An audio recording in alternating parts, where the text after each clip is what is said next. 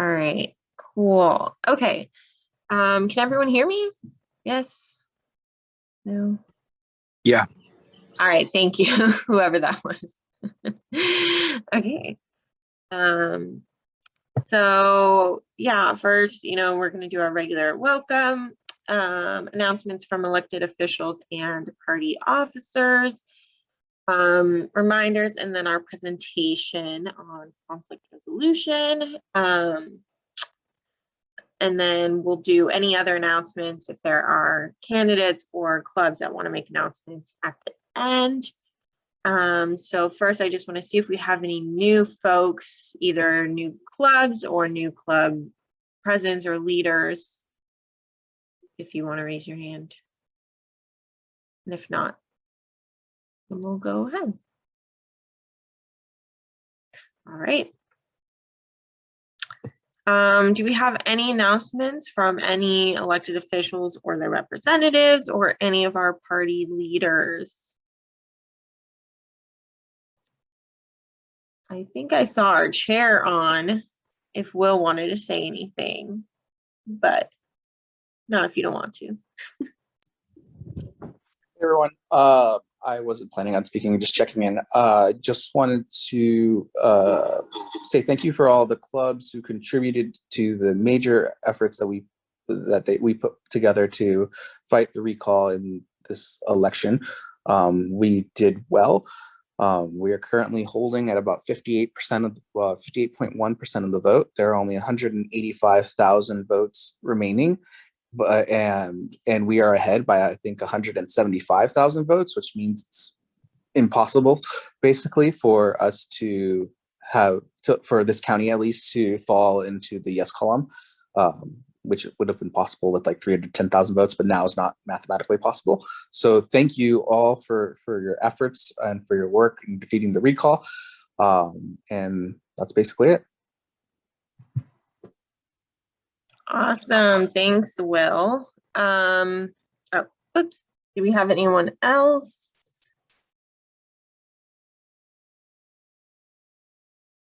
I don't see Michelle or our other regional directors for the CDP, so I'll go ahead, but if they join, they can make an announcement later.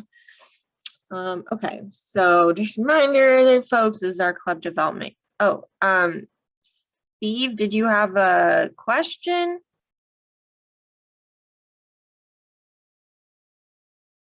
You're on mute. There you go. Hi, Cody, just a quick thing, if I could real quick. Hi, everybody. This is Steve Yashanka from La Mesa Foothills Democratic Club. Big event coming up. La Mesa Oktoberfest. I'm sorry, Steve, but just for fairness, we do all club announcements at the end. Okay. Yeah. All right. Thank you. I thought you said if there was any announcements, so okay. No, sorry, that was just for any other elected or party leaders. Club announcements. Okay. Thank you. Okay, and then just a reminder for folks, there's still the ongoing CDP Justice, Diversity, Equity, and Inclusion events on Zoom. There's a few more here. Defining Racism on September 21st, Microaggressions on October 5th, and Addressing Privilege on October 19th. Assuming this is still up to date, but you can find that information online as well. Let's see. Oh, no, okay. Well, there you go. It's still there. Okay. Why is this? There we go. So we do have our regular October meeting, but because of proximity to Thanksgiving and winter holidays, I decided to go ahead and just kind of combine those into an early December meeting. So you should have all seen that also when you registered for this meeting. But I just want to give folks a heads up. It didn't look like there was anything else on that day. And then our regular January meeting will be Club of the Year.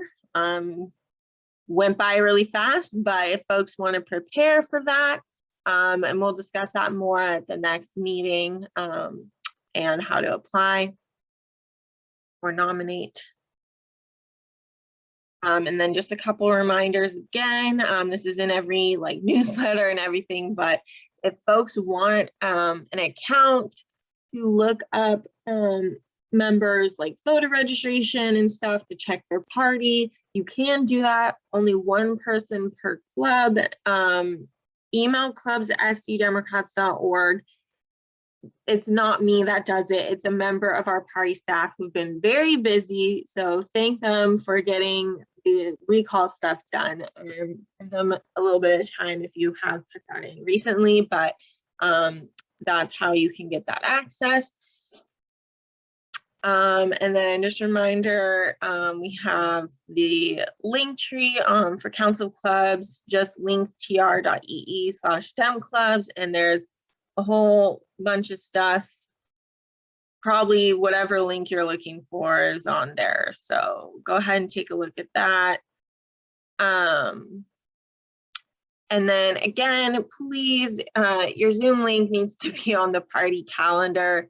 If it's not already there, email calendar or clubs@sddemocrats.org and we'll get it up there. If you're having an in-person meeting, same thing. And those are supposed to be provided 14 days in advance to the party. So just a reminder.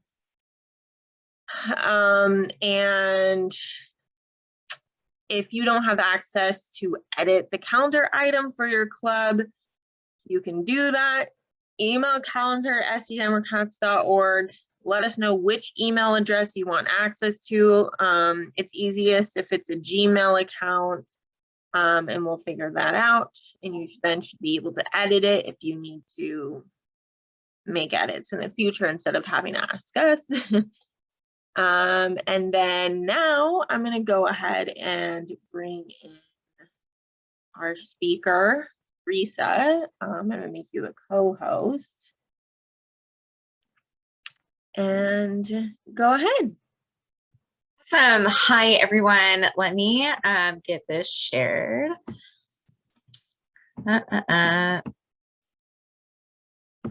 You would think that after a year of having to be on Zoom this much, that I would be better at sharing my screen and just jumping on that.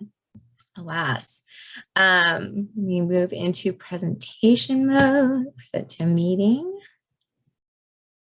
Oh, no. Okay, there we go. I cannot remember how to show myself my own notes, so hopefully I remember them. But today we're going to be talking about conflict resolution, and the core theme of this entire presentation is cultivating a culture of trust and understanding. And we'll talk about why that is the case momentarily. But first and foremost, who am I and why am I leading this workshop? Like, why am I even qualified for this? So first and foremost, I am CYD's VP of Membership. I was previously the Vice President of Operations, the Inland Empire Regional Director, and Chair of the High Desert Young Democrats. And so in that capacity, I work with the clubs of the entire state, and I try to keep the train on the tracks as far as membership is concerned. I was also a UFCW Local 400 shop steward. That was on the Bernie campaign. So I was one of the shop stewards for the entire state of California. And that meant, stepping in and intervening when it was necessary to resolve conflict between management and staff. And finally, I'm a Movement School Campaign Fellows alumnus. The Movement School Campaign Fellows program is a campaign staff training program that basically is centered on healthier campaign life principles, basically teaching people how to work on campaigns and create campaign teams that work and operate in a much healthier way, because working in politics is high stress, it's high tension, and it's really important to make sure that we're not burning ourselves out and that we're keeping good people in the movement so we can perpetuate growth and further develop talent. So the first component of conflict resolution starts at the foundations of our organizations. It's crafting culture. Conflict is avoidable when your organization's values are reflected in the culture. And these are the keys to a healthy community: connection, inclusion and accessibility, transparency, respectful boundaries, and a culture of trust. Culture starts at the top with leadership. Values aren't valuable unless they're demonstrated. We want to make sure that as leaders of our organizations, that we are showing the example of what we expect from everybody in our organization. Because when there is hostility and conflict from the top, it carries down the line. It is something that we're seeing something happening at the top of an organization. That is what we expect is the culture. That is what we're expecting to have to reciprocate. That's how people expect to have to survive in an organization like that. So we have to make leading by example be the norm. We need to, and in a lot of organizations, and CUID among them, we started creating a code of conduct for all of our members to sign, including leadership. It's important that everyone understands that there are very clear expectations of how we interact with each other. And so that kind of a code of conduct codifies it. It makes it a contract. And so that way we're also making it very, very clear what the expectations are. We're setting clear expectations. We also want to make it clear at the very top and from the very beginning that staying silent in the face of harmful behavior hurts everyone. We've seen the aftermath of this, that we cannot further harbor cultures of hiding harmful behavior because we don't want to harm the party. We don't want to harm the organization. We have a responsibility to our membership to make sure that any harmful behavior is addressed, because the worst thing that we can do for our party, for our organizations, is to protect hostile and harmful cultures. This, because the problem is that it will always come out. Eventually down the line, it will always come to the surface. So rather than hiding it and suppressing it, we want to nip it in the bud and make certain that it is unwelcome. So how do you foster a culture of connection?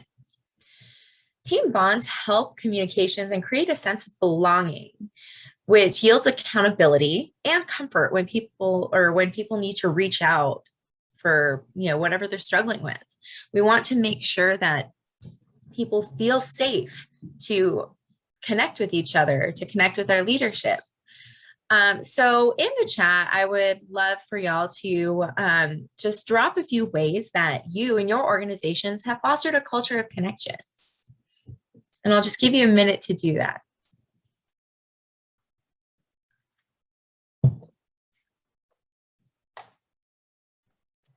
And I will start with an example.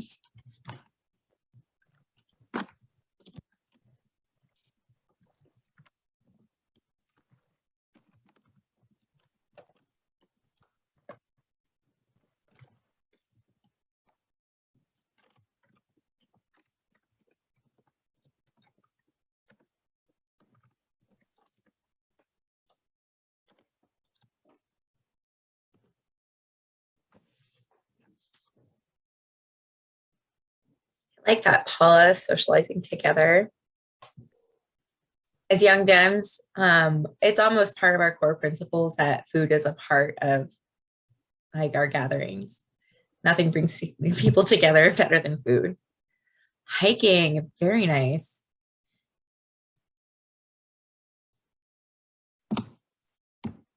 All right. You know what, Linda? That happens. Factions do happen. It is, we're in politics, and we'll talk about this more too. But we'll talk about ways to get through, factionalization, because at the end of the day, we're working together. Having a drink after meetings is totally a thing too. It's a way to decompress, to come together, to figure out, or to talk through everything you just experienced. Holding conversations during open conversations during meetings, so that our members can express any concerns about current politics and headlines. Also holding panels rather than speakers, So a lot of point of views can be shared. That is excellent. Keeping all members informed. Excellent. And you know what, Cecily, I will. So as somebody like part of my background is communications. So how is that connective? How is that bringing people together? How is that opening lines of communication mutually rather than just putting information out there? Because there's in communications and like, especially in social media, there's a difference between publishing information and pushing it out or being social. So I would love to dive deeper into that. And I think we will later in the presentation, but I like that keeping members informed. I think that also feeds into one of our next slides on transparency, which is super important. A bit harder on Zoom, but executive committee members try to make sure new faces are welcomed warmly. Great. Hosting hikes with EnviroDems, fantastic. And regular communications, taking time to know your members. Greet and acknowledge their participation. Fantastic. Cross status differences. Okay. And then educate through our various panels, special speakers, engage members to foster community camaraderie. This is fantastic. Thank you all very much for sharing how all of you foster this culture of connection. That is a super important facet of creating an organization and building a culture of community. And I hope that in sharing this, you are all taking ideas from each other as well. So now, what does inclusion and accessibility look like in your organization? What I'd like y'all to do is, talk about some measures in the chat that you've made to foster inclusion and accessibility. I recommend being proactive about inclusion and accessibility. Offer trainings and facilitations for difficult discussions. Inclusion means learning how to recognize oppressive and tokenizing behaviors in ourselves to prevent engaging in them. So inclusion and accessibility are it is a broad spectrum of different factors and facets and how we want to operate as organizations. We're going to have difficult discussions because we exist in a culture that is foundationally racist. It is foundationally ableist. This is a society that is built for able-bodied and mostly white people, especially people of means.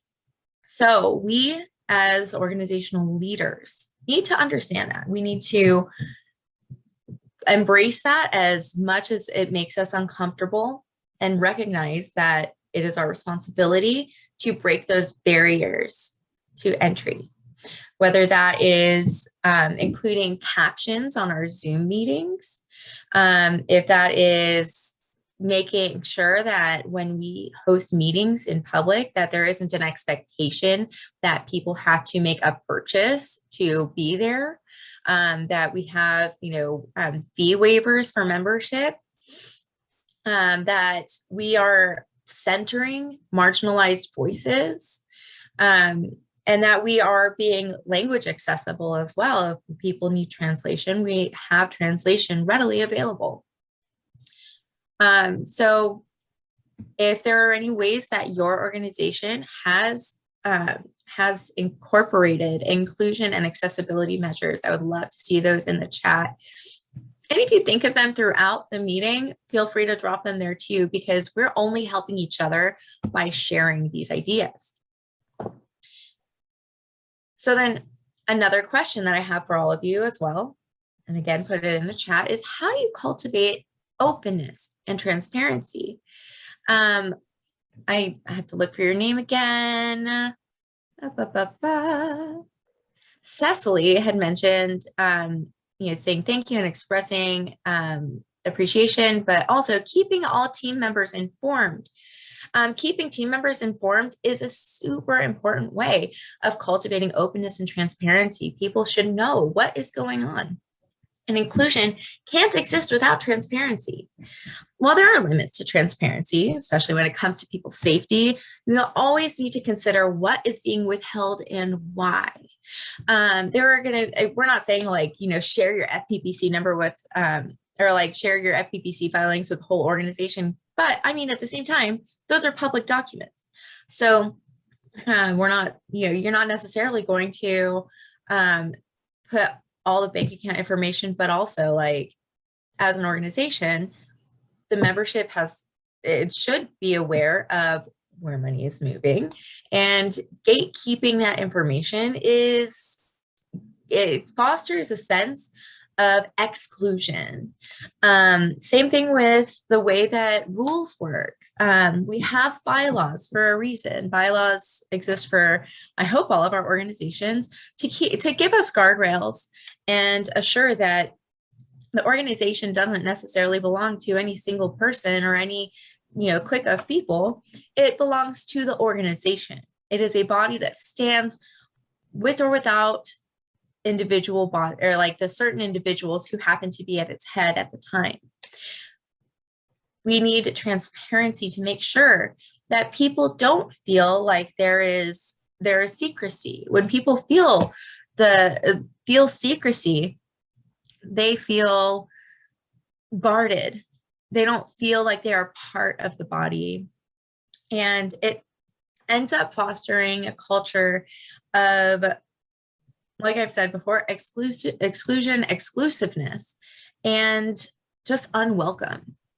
Eventually, you'll start to see kind of a, disintegration of community culture and factionalization, fracturing. And it's all just something that we like to avoid as organizers, as community leaders.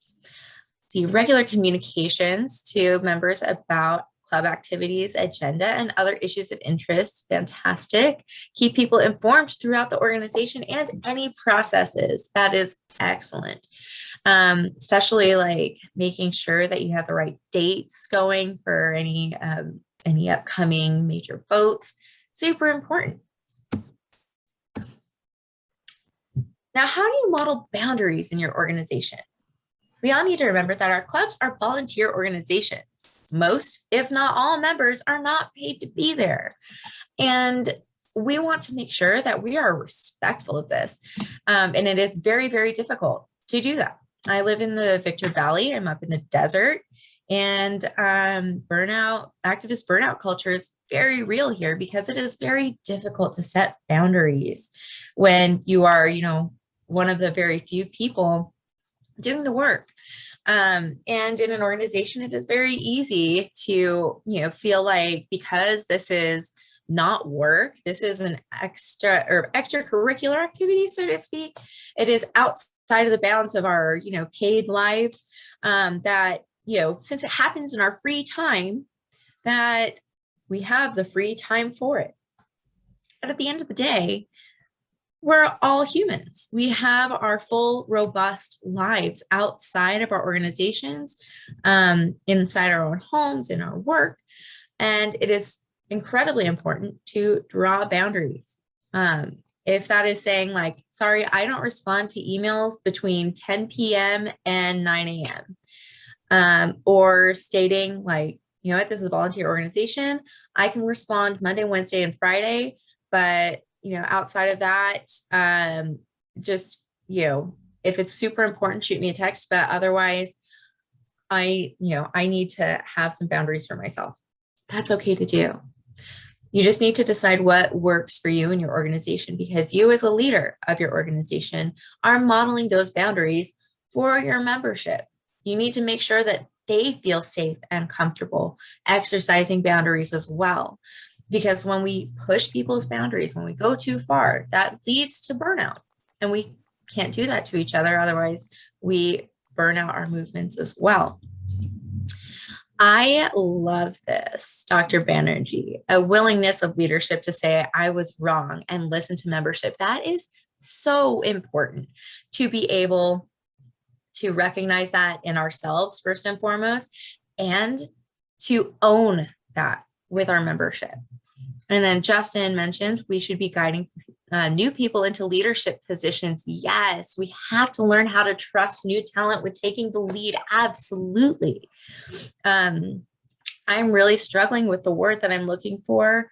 And it's not dystrophy. It's like what happens to muscles when we don't work them.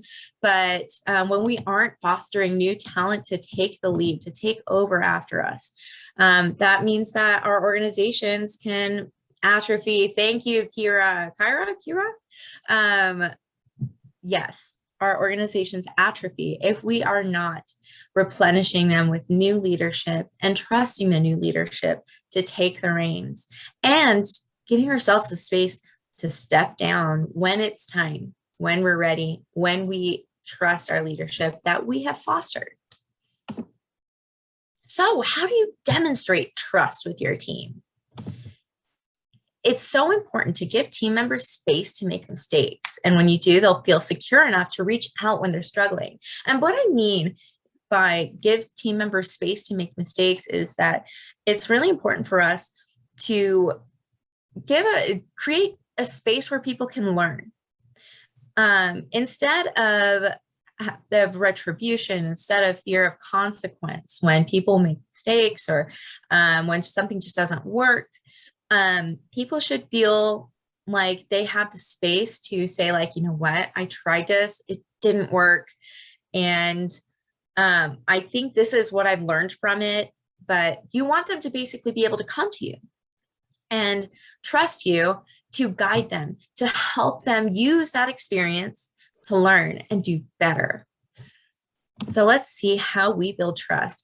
Be willing to ask members to consider taking on new roles. Absolutely.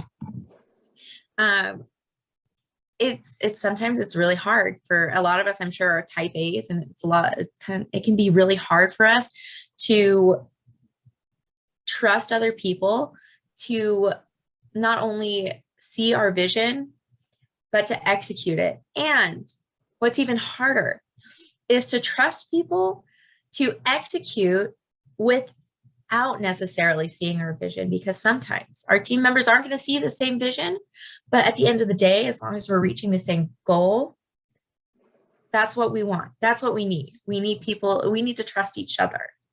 So if you have any other ways that you demonstrate trust within your team, we've had some really good examples already. Feel free to drop it in the chat, because again, by dropping these things in the chat, we are helping each other.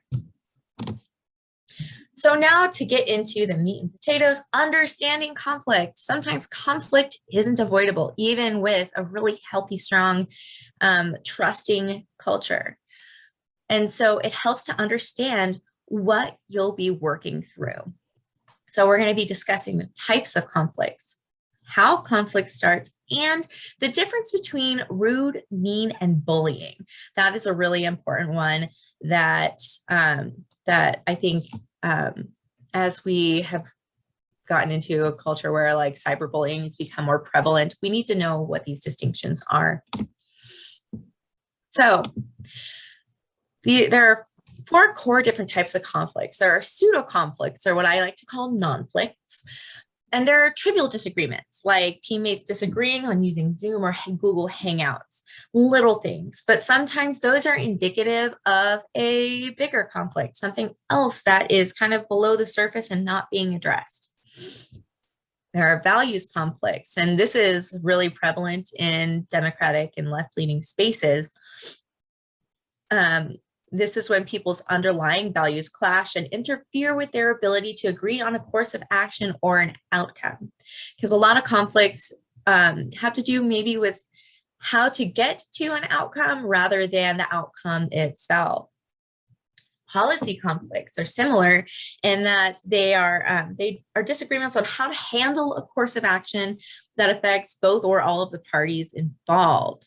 We're thinking projects with details versus like big picture, or with like a details person versus a big picture person trying to decide where to start on a project. As a details person myself. Sometimes it's hard for me to zoom out and look at the big picture and like see where to get started. And then there are ego conflicts, situations where a person's pride or self-esteem could be wounded by an unfavorable outcome. This is where your power struggles happen. This is where, if somebody's feelings could be hurt by something, this is where we see that conflict happening. And sometimes these kind of coincide. Sometimes a Venn diagram for these kinds of conflicts is a circle, because a lot of us hold our values very personally, and those values are reflections of who we are. So sometimes when those values conflicts happen, they also turn into ego conflicts, especially depending on how we approach them. So how does conflict start? Conflict starts with miscommunication more often than not. Think of, basically any sitcom, any rom-com. A lot of them just happen to be because of miscommunications. Watching movies from the 90s, it all seems like if anybody in that situation had a cell phone, this situation would have been resolved and this movie never would have happened. They also stem from mismanaged expectations. Sometimes we have expectations of each other that we can't meet. Sometimes those expectations are too high for a person. And that's, it's nice to have high expectations of each other, but it's important to remember that we're still human, and that sometimes, we misplace those expectations, and maybe we didn't even express those expectations properly to that person. On top of that, sometimes people give and express what they think they can achieve, but then they don't necessarily express when they know that they're falling short. So those are where we are with mismanaged expectations.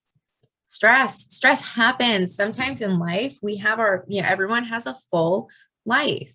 And sometimes there are stressors outside of our organizations that are happening on the individual level that end up bleeding into our organizational lives. Poor planning, that just means that sometimes something falls through the cracks. And unfortunately, a lot of people like to search for someone to blame when that happens. Misunderstandings, that's a type of miscommunication, but basically, sometimes we just talk past each other and we don't necessarily have the same understanding of a situation. Misaligned personalities. It happens. We're not all going to get along all the time. Sometimes people are, a little bit colder. They're not as warm and friendly and fuzzy.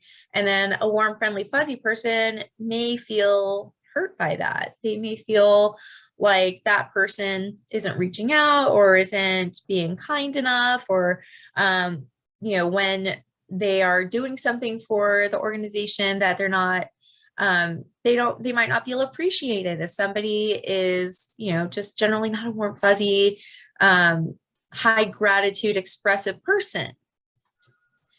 And then role qualifications. This kind of works, or this kind of falls under mismanaged expectations too. Sometimes people just aren't right for particular roles, and that's okay. Not everyone is a comms person. Not everyone's going to be a fundraiser. I'm not a fundraiser, and putting me in a fundraising role, catastrophic. It would be a terrible choice. So, when we push people into places that they're not going to be comfortable without proper mentorship, without proper guidance and support, that can put them in a really uncomfortable situation where we're going to be disappointed with them, and they're going to feel like, it's not necessarily their fault. They didn't know what they were doing going into it. And so why were our expectations of them so high? So I just want to make these clarifications of what rude, mean, and bullying are. These are really important distinctions because these are going to help us as we look at conflicts to understand if it is a deeper cultural problem as well. So rude behaviors are unconscious, inadvertent, or unintentional behaviors that cause harm. Sometimes they're impulsive, and the actor is often oblivious to what they've done or why it was harmful. So someone walking down the hall bumps into you, like their face is buried in their phone, and like they just, your shoulders bump into each other. Maybe you're like something that you're holding falls out of your hand. They don't turn around. They don't say sorry or anything. They just keep going. Like maybe they look over their shoulder and just like kind of, but that's rude. Like just plain rude. It wasn't on purpose. They weren't paying attention. They didn't, do it to like cause you harm, but like they didn't do anything to engage in repair. So like it was just rude. Mean behaviors, though, are conscious and purposeful behaviors intended to cause harm. They are also sometimes impulsive. They're intentional, and they're often regretted shortly thereafter. Think, when you're in a fight or an argument with someone that you care about, and you just say that one thing that you know is going to get under their skin to be hurtful, and then you immediately regret it. It's mean. And so you're being intentionally unkind, even with somebody bumping their shoulder into you, right? Like if that could be another example, like they're walking down the hall and like, they know they don't like you. And so like they have the opportunity. So they just bump your shoulder, like look over their shoulder and just kind of smirk at you, and they keep going. It's mean. They did it on purpose. They knew it was going to happen. Mean. But bullying behaviors are intentionally malicious, repeated behaviors with power imbalances and dynamics that cause harm. And these come in different forms. It can be physical bullying. So that's like always bumping into you in the hall, trying to knock your books out of your hands. Like we're going back to school days. Just because they know that they can get a rise out of you and that it's going to embarrass you. And that creates a power social imbalance. Verbal bullying, being insulting, being like harmful with your language, demeaning you and making you feel lesser than, making you feel small, and causing psychological harm really with language. Because as much as we say, sticks and stones may break my bones, but words may never hurt me, we know that words hurt. Relational bullying is where people leverage relationships. They threaten your career. They threaten your relationships. They threaten your position. They threaten to turn people against you. They use your friendships. They use the people around you against you as a way of keeping you feeling lower, as a means of exercising their power over you. And then there's cyberbullying. It's usually verbal and relational. Cyberbullying is usually using relationships and language, but using digital means, which tend to be more public. More people can see it happening and they can pile on and be a part of it. Or it can even be kept very low key and under wraps. It can be done almost anonymously. So it's using digital means to bully people. And mind bullying it has to do with power imbalances. And that's really important to remember.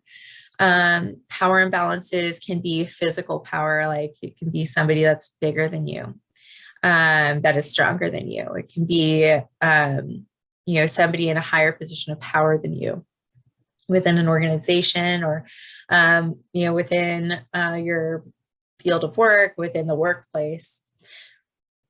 It could be somebody who has a large degree of influence over the relationships that you have. So it's important to remember that bullying is intentional, repeated, and has a power imbalance attached to it. And also remembering that rude and mean behaviors have their own dynamics. And when addressing them, we just need to keep that in mind. So our favorite part, how do we fix these issues? Resolution. So there are some key steps to all of this. And we start with rule setting, acknowledgement, communication, and facilitation. And we are also going to discuss some tiers of escalation. So the rules of engagement.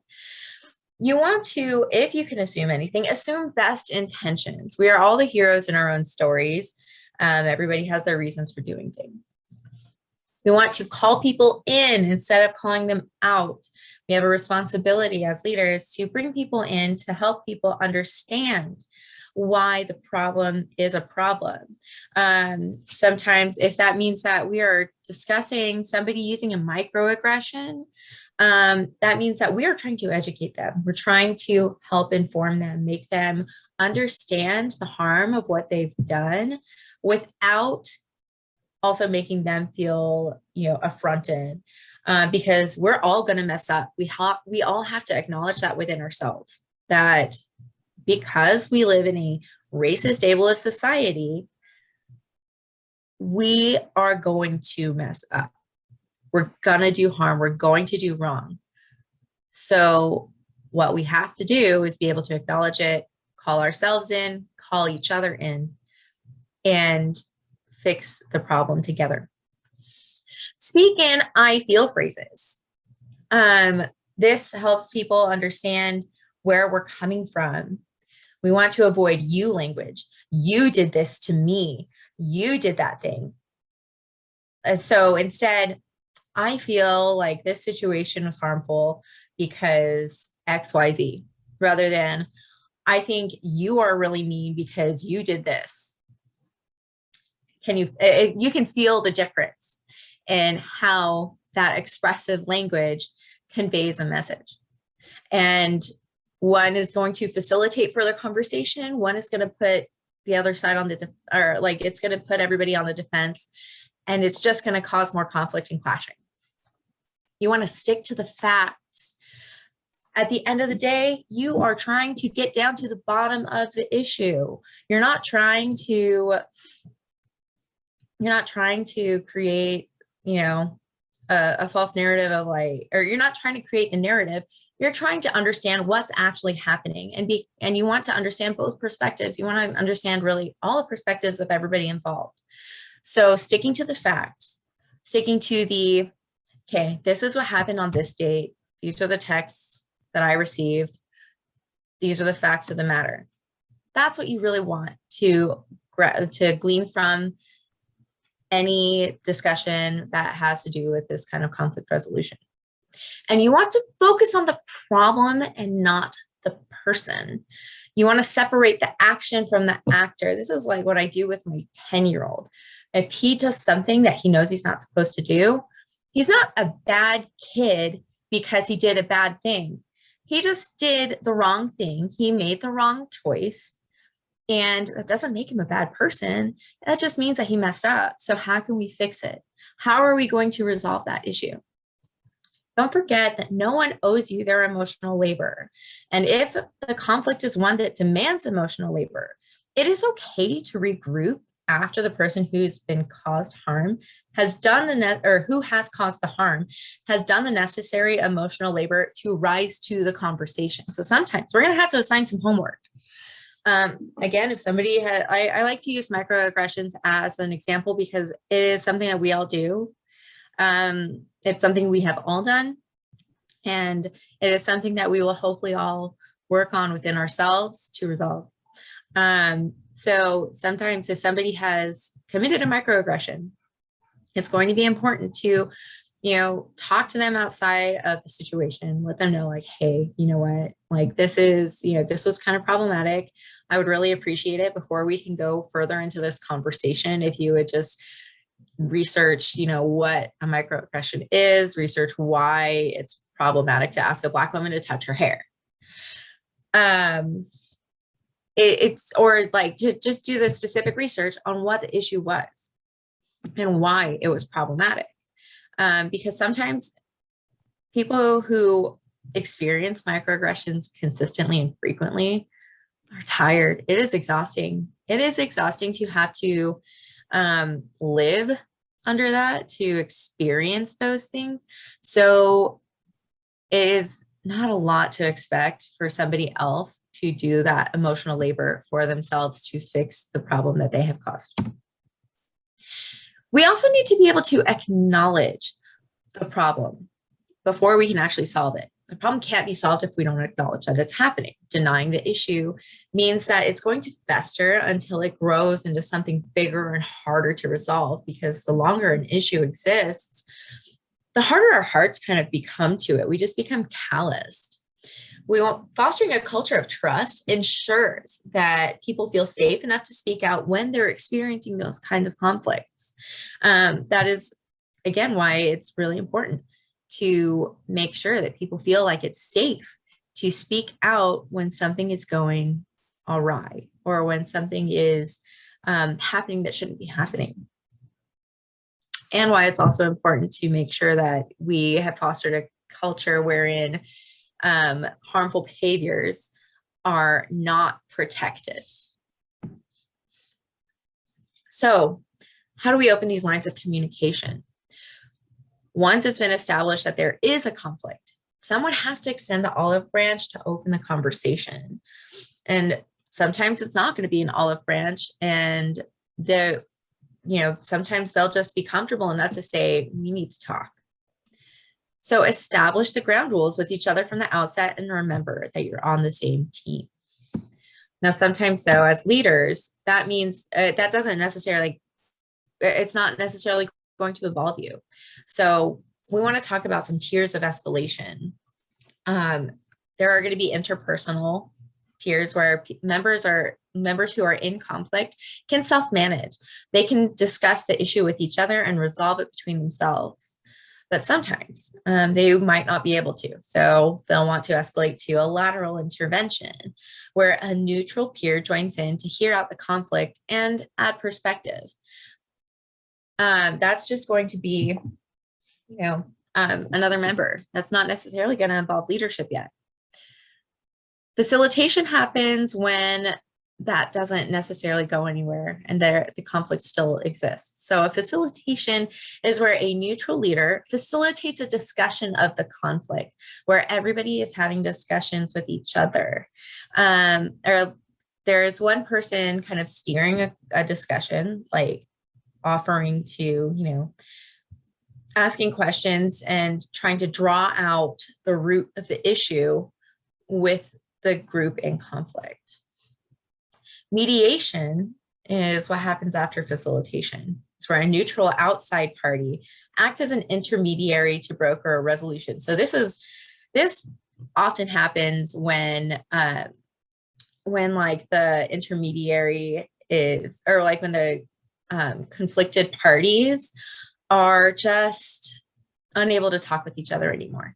They just can't stand each other. They can't stand to look at each other. They can't stand to hear each other's voices anymore. And they just don't want to hear it anymore. So mediation happens when there is no more conversation to be had interpersonally between these two people. And somebody has to go to each side of the party individually, maybe on a phone call with each one, and then go back to the other and say, this is the resolution that this person would like to see. Is this something you can agree to? And then they go back and forth until that is, they've reached a mutually agreed upon resolution. Now, I wrote this for CYD, but I know that if I'm not mistaken, San Diego also has a judiciary or a committee that is dedicated to resolving conflicts, especially conflicts that are severe enough to merit removal, or potentially, at kind of the more severe end of conflicts or issues. And sometimes those aren't even necessarily conflicts. That is just a situation in which someone has caused serious harm and they have violated a person's boundaries, rule, body, etc. So that is like a final tier of escalation. In a workplace, that would probably be more like HR, or even, you know, in a day-to-day life kind of thing, that might be like turning it over to the law. So these are our tiers of escalation, though. We'd like to create a culture in which people can resolve things interpersonally, but we know that that's not always going to happen. So we want to understand how to facilitate a productive discussion. So in the chat, I want you all to tell me about an exceptionally successful meeting, and talk to me about what made that meeting so good and what were the outcomes of it. And I'll just give y'all, let's give it 2 minutes. So you can go ahead and pop that into the chat.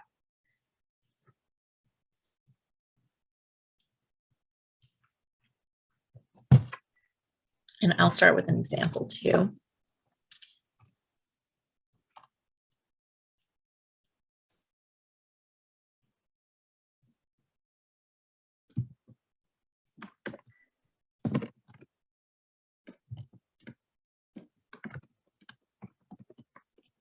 Hey, Resa. It's Hi. Will. Hey. Hello. Hey. I have to leave, but I wanted to thank you so much for putting this training on. I have a platform, but you're doing a great job. Thank you. Thank you. I'll see you around. Yeah.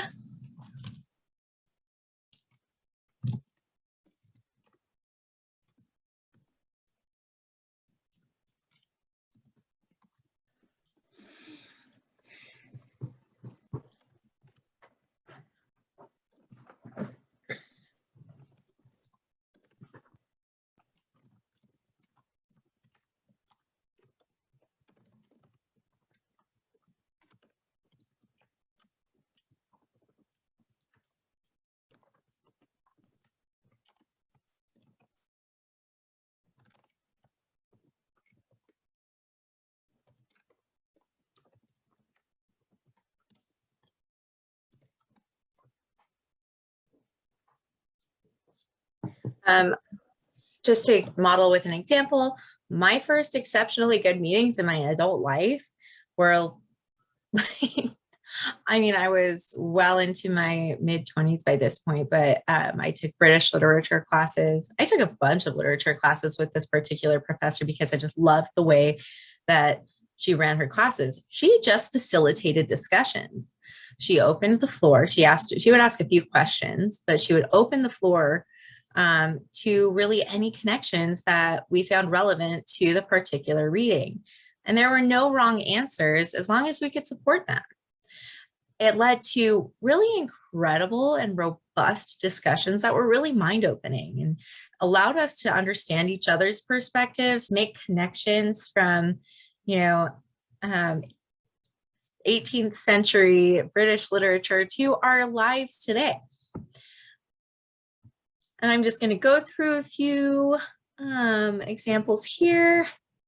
EB Dems have great meetings because we all allow our e-board members to contribute a part. They're amazing leaders who bring an individual voice to our space. Beautiful. Careful meeting planning, planned engagement of all members, clear issue description and objectives, follow up to clarify what was accomplished and what needs to be done. Follow up is so important. This is fantastic. And follow up isn't just, clarifying what was accomplished, but it's also like going through each other's experiences and like helping each other decompress, because sometimes we're, being in politics is emotionally heightened. We are almost always in a heightened state because what we're doing has such high stakes. So being able to decompress with each other and follow up, it's almost a form of aftercare. See, EUID is great because we believe in the inherent worth of diversity and embody kindness as our guiding compass. I love that. Our first meeting in a series of 3 this year was on racial and gender inequities to foster empathy and understanding. It was an open discussion. The panel was amazingly informative, thanks to Rob Howard and Dr. Banerjee, and led to a more inclusive bond within our club. I love this. I love hearing all of this. Although the members of the committee were new to their task, they were engaged by asking questions, giving feedback, clarifying information, and making informed decisions. It was informal with 6 members in attendance. That's awesome. I love when small meetings end up being so robust like that. While as a school counselor, there was a crisis between two departments, which led to anger and tears. Oof. We set up a lunch meeting and sat in a circle, each person on ground rules of listening and not interrupting, no put downs, etc., and expressed concerns. At the end, they all agreed how to be sensitive to each other's needs. That is fantastic. Now, I want you to think of an exceptionally poorly run meeting. What made it so bad? What were the outcomes? I will just throw out there like my first professional job. We would have team meetings and they would have no agenda. They would have we didn't know what the meetings were for, and it never felt like we accomplished anything. It was almost like our bosses just wanted to hear themselves talk at each other. And they were really not even talking at each other. They were talking past each other. In the meantime, it wasted an hour of our days where we were unproductive and then held accountable for that time that we weren't able to be productive. So terrible experience. I would love to hear what made a poorly run meeting run so poorly for you. Ooh, good meetings where everyone had their say, even those who were boring, annoying, marginalized, etc. You know what? Okay. There was a training I was in. And one of the most important things I've learned in my time as an organizer, there was someone who was just really struggling with the tech. And it seemed like this training was lengthened by a half hour when it should have only been a half hour total, because this person just was struggling so much and just kept pausing everything so we could, support them and facilitate their understanding of the tech. And the facilitator of this training every time would say something to the effect of, "Thank you for helping me understand your needs." That was so powerful, to understand that the person wasn't trying to be a nuisance, to hold anybody else back. They were just expressing their needs. They were expressing that they were struggling. And it was our responsibility to meet that struggle and to resolve it, to help them resolve it.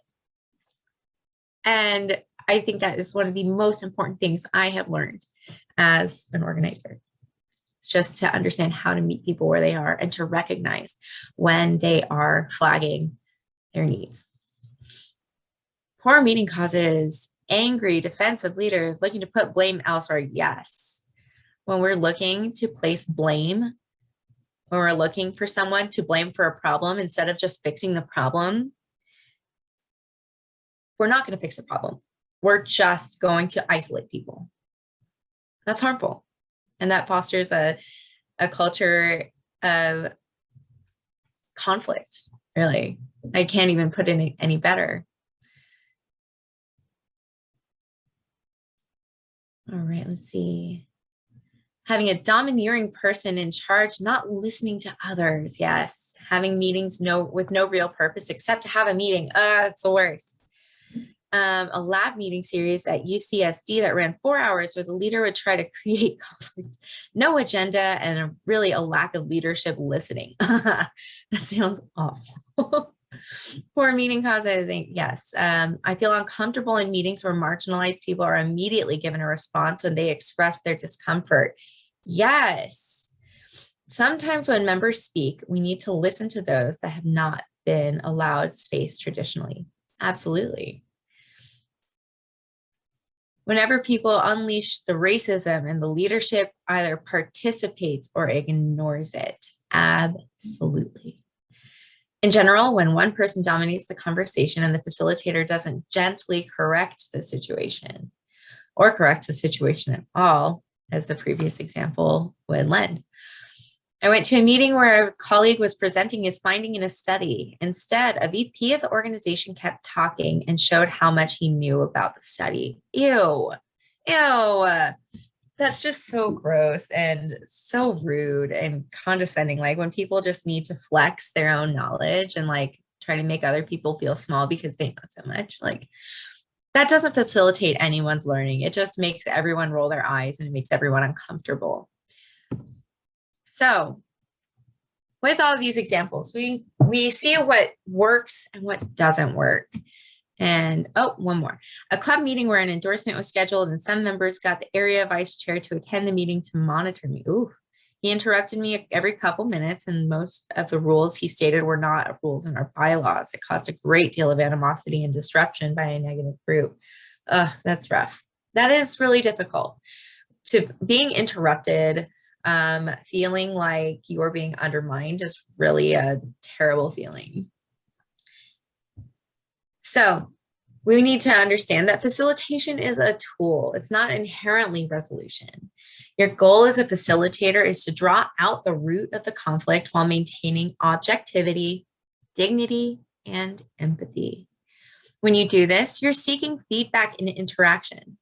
You're not trying to force people into, a resolution. You're not trying to play puppet master. You cannot forget that participants are not props. They're people with feelings, and their feelings are probably heightened right now. So you want to help facilitate and draw them to a place where their feelings are softened, where they are not hurting anymore. So you need to be prepared. This is one of the things that we've all noticed in a good meeting. We have an agenda. There is something that we are working toward.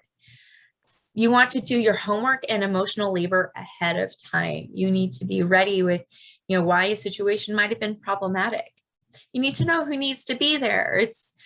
You want to make sure that all the key players are involved, and set the rules ahead of time. If it's a larger group, you want to make sure that, it is very clear you are going to facilitate this discussion, and that you hope that everyone will be able to participate in a way that is fair to each other, but that, that they're coming from a place of listening. So everybody should be ready to listen. We're not just talkers, we are listeners. And you as a facilitator are going to engage that. Have a clear goal. Sometimes that goal may be resolution. Sometimes that goal may just be for all the facts to be laid out on the table. Be fluid and flexible though. Because sometimes what your goal is at the beginning may shift. The pathway that you thought that you may be able to use to get somewhere may shift altogether. It kind of goes back to the types of conflicts. If like the root of the conflict is a values conflict, but you have to get there through a non-flict, then that might be a really helpful path, because it just might be a microcosm for the misunderstanding. And of course, read the room. Be ready to give everybody a minute to take a deep breath, step away, go have a drink, and have some water, and then come back. Just, understand what's going on around you. Be ready for it. The keys to facilitating a conflict are dignity. We want to center the affected. And remember that everyone deserves respect. So what I mean by centering the affected is if somebody was harmed by a microaggression, again, I come back to this example, their feelings come first. They're the one who was hurt and harmed. So the person who did the microaggressing may feel like they're on the defensive, and they may feel like, they're being hurt by being held accountable to it. But at the end of the day, we need to center the affected. We need to listen actively. This means not just, we need to be able to process the information that we are being given. We're actively engaging with what we are hearing. And one of the ways that we can do that is by taking in the information and repeating it back. That's going to be one of my favorite things that people do in these situations is, okay, what I'm hearing is, and then they repeat back with their understanding of what they just heard was, is this what you intended? You don't want to judge. You're just listening. You as a facilitator are not the judge. You're not going to place a judgment here. You are trying to hear the entire situation and facilitate everyone else hearing the entire situation, because sometimes when we're in a conflict like this, or when someone is in a conflict like this, they're just not hearing each other and they're not understanding where the other person is coming from or why. We want to ask and encourage questions. When a question comes up, ask it. We want to encourage them to ask each other questions. We want to use silence. We're not trying to fill the time. We're not trying to fill the situation with, with fluff. It's okay to feel uncomfortable. It's going to happen. Resolving conflict isn't a comfortable feeling. Being in conflict isn't a comfortable feeling. And sometimes to get out, we have to push through. You as a facilitator can reflect on personal experiences. If you've ever been in a similar conflict, you can, reflect on a time where like, oh yeah, you know what? There was a time that I experienced that too. And it ended up, really affecting my sense of self or my sense of self-worth. And, I totally understand where you're coming from, because that is a really difficult feeling. Or, sometimes it's going to look more like, there was this time where I really messed up, and like, it was really, I felt really hurt when I got called out about it. But at the end of the day, I recognized like, I messed up and I hurt someone else. And so that was on me, and it was my job to fix that. And like, it was really uncomfortable for me too. I really felt I felt really guilty. And I also felt really affronted that somebody would, accuse me of that. But at the same time, like, that is when somebody expresses that they're being harmed, it's my job as a person who engaged in that to fix it. And offer noticings, of course. We want to make our observations of what we're hearing. I noticed that, when you talk about this, it seems really difficult for you, and you seem really hurt by this. Just offer what you're noticing. Don't make judgments. Again, you're just stating what you're seeing. Now, sometimes we are going to be doing this as a group. Sometimes the conflict will be larger than a couple individuals. And group facilitation is a great way to open that conversation without devolving into a shouting match.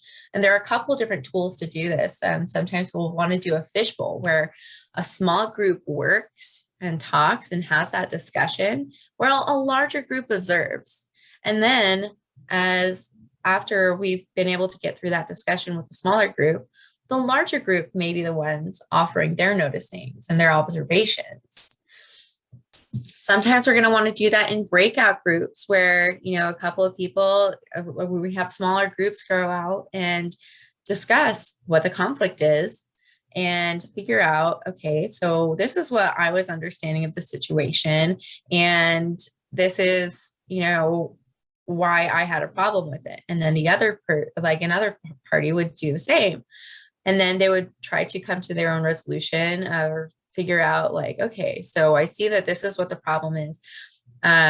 This is how we think that this could be resolved, and bring it back to the group at large.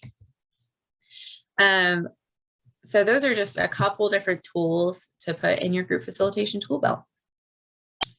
So as practice, so let's go through a couple different examples. Elaine feels like she's done most of the work on a group project, and Rand is taking credit for it. First and foremost, can anyone just drop in the chat if they remember pop quiz, what kind of a conflict this was? Get that, like, quick 15 seconds.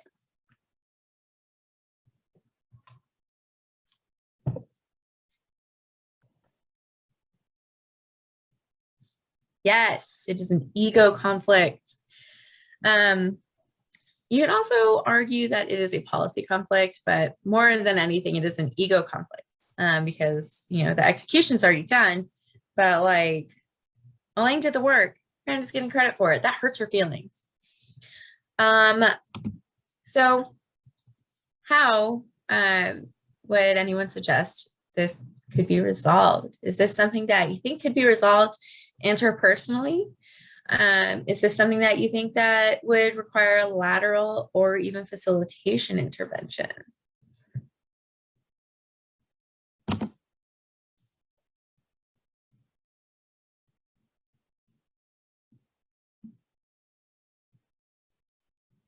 I would hope that it could be solved interpersonally too.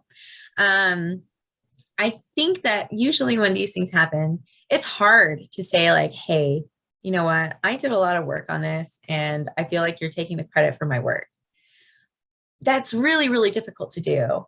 And it's really embarrassing to actually state that, especially when like other people are giving that person the credit for it and you're not getting the credit for the work that you've done. That is great, Wayne, and Anna too. Like facilitation is a really, no clear expectation, and yeah, absolutely. So, y'all are really getting this. This is fantastic. I'm so excited. So asking someone if they are comfortable, like it's sometimes like we don't see these conflicts from the outside. Sometimes we do as leaders. Sometimes we've watched, we saw Elaine doing all that work, but we see everybody giving Brand a pat on the back for it.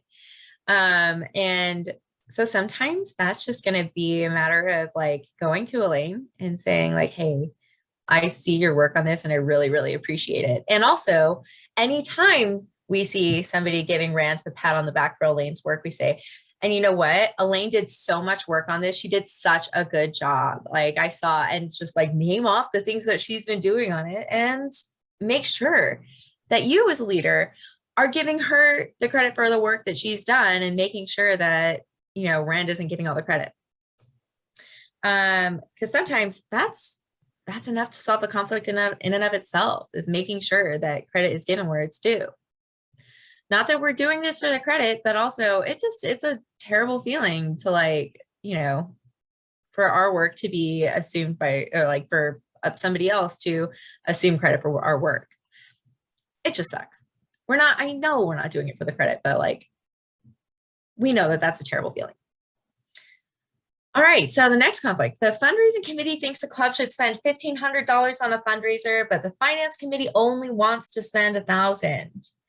Now, this could be a little bit more complex if the, finance committee is like, yeah, we only have $1,500 in the bank. So what kind of conflict, first and foremost, is this?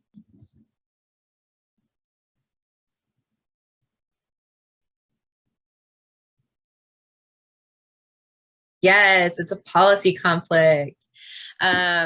So how could this be resolved? Now, granted, you have two groups here. So that is going to end up being a factor in how we resolve this kind of conflict.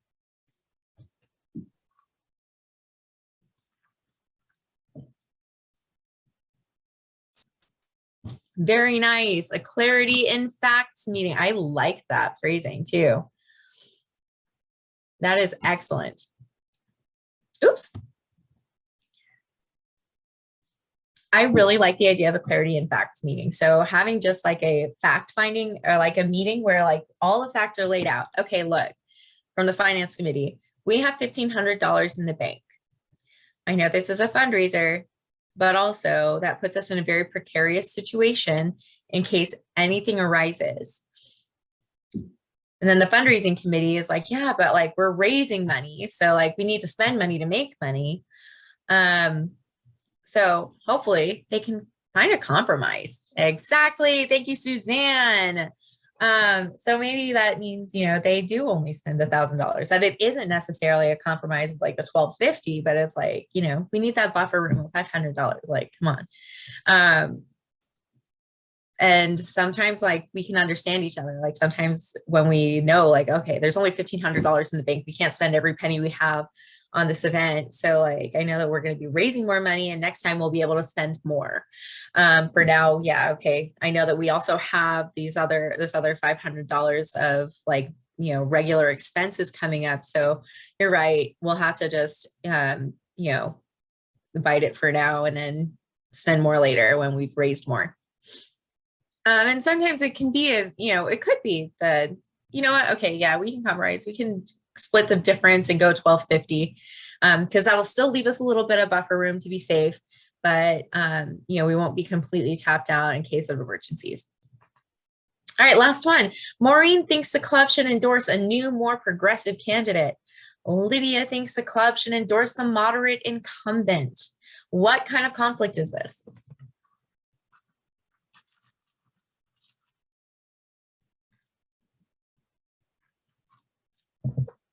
This is the one that we see the most, I'm pretty sure.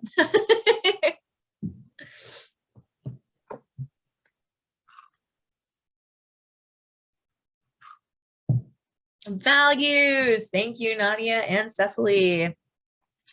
Yeah, and ideological is absolutely another way of saying a values conflict. These people have two different belief-based approaches to this situation. Lydia might think that like it's safer to stick with the sure thing. Or maybe Lydia actually really prefers moderate policy. And Maureen wants, she has a very specific policy beliefs. So they have a conflict of values. How do we resolve this? Now, this one's kind of interesting because it's not necessarily going to be resolved through a conflict resolution venue. I'll give you all a second. Yeah. Oh, absolutely. It's normal. Exactly. We have endorsement votes. And if the vote is a tie vote, maybe the option is, maybe the resolution is a dual endorsement. Maybe the resolution is no endorsement. But, if people believe strongly enough, maybe they don't want to tear apart the baby. Maybe they prefer a dual endorsement. So you have options. And if that ends up causing a schism, that absolutely, yeah, you want to have both speakers come in. We want to like open a democratic organization, small d democratic organizations.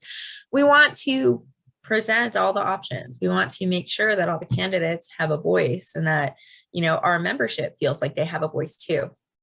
So that vote is that voice. So if the vote is split evenly, then yeah, the dual endorsement may be an option. And that may be your best bet because that way everybody, maybe nobody's particularly happy about it, but it's not that anybody is unhappy about it too. And that's the option. You have the options of no endorsement or dual endorsement, and that's up to the organization. Do you want to split the baby? Do you want to cut the baby in half, or do you want to, share custody of the baby? It's, that's how we come to these resolutions sometimes, is either deciding not to endorse at all or to give that dual endorsement. Again, sometimes, oh, there we go. So so if you have rules that don't allow dual endorsement, even at the club level, then you go no endorsement. That's your answer. Like if there are rules around it, that makes it even easier. So you have options, and absolutely more reflective of the group's desire. Oh, nice. Thanks for the clarification, Cody. So all that is to say, there are options when you come to these conflicts. And sometimes people are just going to have these conflicts. Sometimes people's values are going to be different. But at the end of the day, we still want to see a more democratic society, little d, and we would like to see more Democrats in power flexing that power and using that power for the greatest good. So when we at least give ourselves the grace of that understanding that that is where we're all coming from, and that at the end of the day, what is really happening is that we just have different approaches to how to get there, then we're able to better move forward together. In conclusion, building safety within your organization is the heart of conflict resolution, and it all starts with your culture. Most internal conflict can be avoided with a healthy culture that welcomes open communication. Conflict is going to happen regardless. We're still all very human with very human feelings, and that's okay. Because resolution is possible, and you have the tools to work it out. If you ever have any questions, feel free to reach out to me at any time. This is my email, resamichelle@gmail.com. This is my cell phone, 714-651-6857. And I'm also on Facebook, facebook.com/ResaMichelle. Feel free to add me. I'm not great about responding to friend requests, but today I will be. So that's it for me. Are there any questions before we kind of depart, or before I part ways? Feel free to raise your hands or just pop them in the chat. Okay.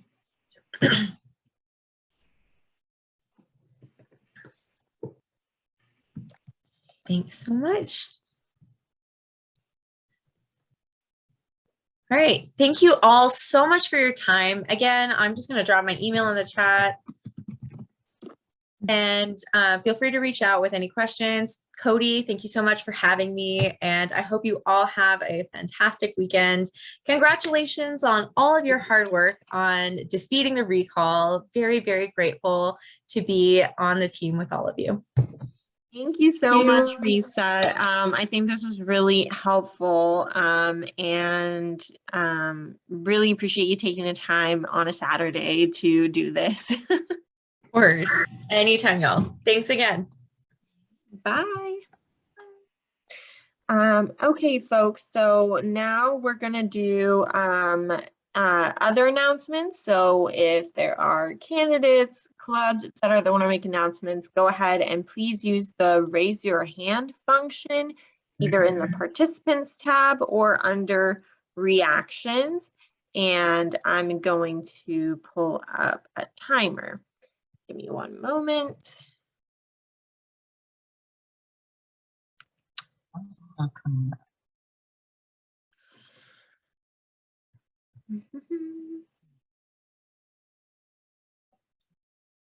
Okay. Okay, so first I see Steve. So Steve, I'm going to give you a minute. Go ahead. Well, I'll let you unmute yourself first. There you go. Okay. Hi, everyone. So this is Steve Yashanka. I'm with the La Mesa Foothills Democratic Club. I want to let you know about Oktoberfest. Oktoberfest in La Mesa is Friday, October 1st, Saturday, October 2nd, Sunday, October 3rd. In all 3 days, over 100,000 people are expected. Big deal. The hours Friday are 4 p.m. till 10 p.m., Saturday, 10 a.m. till 10 p.m., Sunday, noon till 8 p.m. Mesa Foothills Democratic Club, we will have a booth there. I'm running it. This is the 4th year I've done it, but still need help. Let's see. Also, we are going to have some folks from the San Diego County Democratic Women's Club there. Please come see us. Bye-bye now. Thanks. Thank you.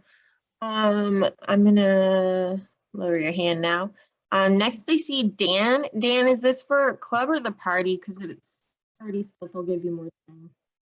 Oh, yeah, no, I just wanted to thank everybody real quick for all the work that we did on the recall, just from my side. So just want to say thanks. I appreciate everybody. That's all. Okay, cool. Thanks, Dan. Okay. Katie? Hi, everyone. I just wanted to tell you all about a global climate strike that is going to be happening on next Friday. Youth from all over the county and the world are going to be stepping out to demand action on climate.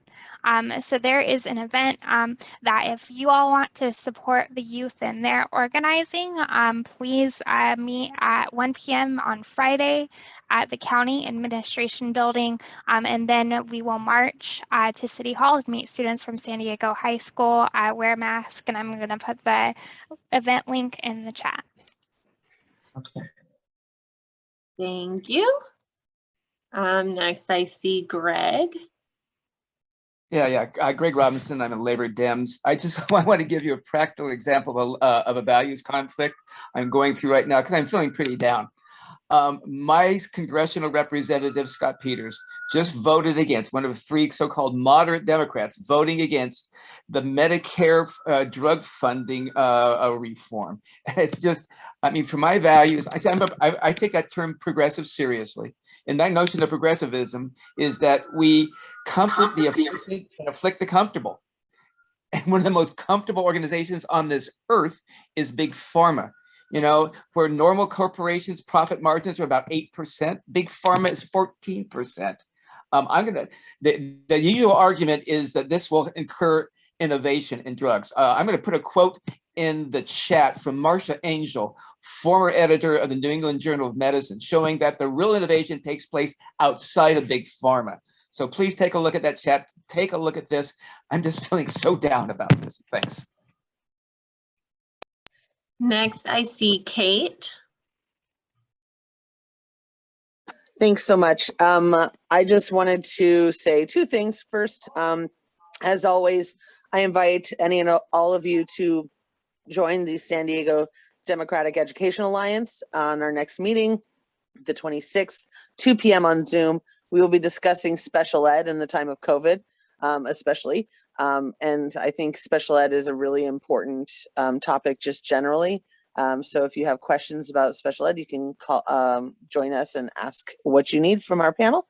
The other thing that I wanted to promote that's not directly related to the Democratic Party, but I think is important, is the South Bay Pride Ride, October 9th, Saturday, October 9th. We will be doing a Pride Ride in the South Bay, in Chula Vista, to celebrate Pride on National Coming Out Weekend. So please join us for that. There's more information online, especially on Instagram, about Pride Ride. Thanks so much. Thank you. Next I see Lawana. Hi, I just want to remind everyone that the Democratic Women's Club is meeting Monday night, and we'll have Alina Junawabi and Janessa Golbeck, and they'll be talking about some of the things that they're doing to assist Afghanis, as well as we'll just have another great meeting. It'll be good to see you all. So if you are not on our mailing list and you don't have the link, be sure to hit us up, and we'll make sure that you have access. And yeah. So that's Monday, check in at 6. We'll start at 6:30, and we always start on time. All right, thank you. I don't think I see anyone else's. Oh, sorry, Richard, go ahead.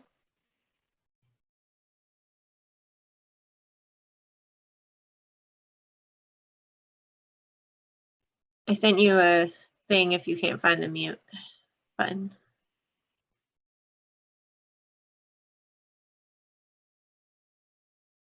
You got it? Okay, thank you. There you go. Had a little problem with my Bluetooth speaker. Okay, Richard Rahm, great meeting everybody. Good to see you all. Serving as the interim president for San Diego County Democrats for Environmental Action. Just wanted to announce about our upcoming September meeting, which if you haven't seen has been moved from the 3rd Wednesday when we normally host these meetings to the 5th Wednesday. So we're going to be meeting on the 29th. That's on the party calendar, and I'll put the Facebook link down in the chat. Our meeting is going to, our main topic is going to be on the Farm System Reform Act. This is important legislation that's been introduced by Cory Booker in the Senate and by California's own Ro Khanna in the House. So this is legislation to really overhaul our broken agricultural system. Hope y'all can make it. I'll put more information in the chat. Thank you. All right, thank you. Okay, Megan. Sorry, I just came on a little bit late to talk about the climate strike, but it sounds like Katie already spoke about it. So I hope to see you all there. I'm also Derek Cassidy's granddaughter, the president of La Jolla Democratic Club. So nice to see everybody, and I'll see you on Friday. Thank you. Maz. Hi, everybody. I want to echo what Greg Robinson just said. Scott Peters is also my representative, and we did have a meeting with him yesterday to call him out on his donations, and he's the #1 recipient of pharma money. And you might think that this is just a theoretical problem, but his actions this week will probably sink the Build Back Better agenda, Biden's big Build Back Better agenda. So it is not just about Medicare for all or drug prices. It's the entire Democratic agenda. I urge you to look at what happened last week. Thank you. And for those of us following this, this was not a surprise. Thank you. I don't see any other hands raised. Do we have any last announcements? Going once, going twice. All right. Thanks, everyone. That concludes our Council of Clubs meeting. Oh, actually, I have one thing real quick. I just want to do a quick reminder for folks, and we're going to talk more about this next month.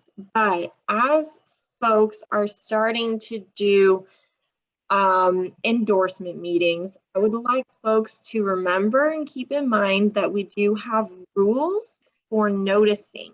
You must notice to your membership and include the party calendar. Either most of you, I think, do it in your newsletter or something, but it needs to go to us as well.